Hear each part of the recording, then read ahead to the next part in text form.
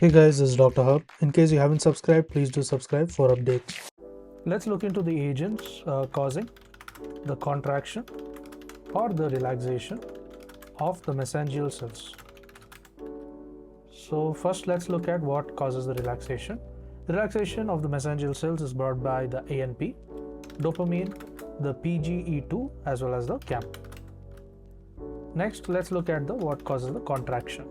Contraction is caused by the endothelins, the angiotensin 2. Next, it includes the vasopressin, the norepinephrine, as well as the platelet activating factor, the platelet derived growth factor. Next, the thromboxane A2, the PGF2. Then comes the leukotrienes, that is C4 and D4. Next is the histamine. To learn and grow daily like this, please do subscribe.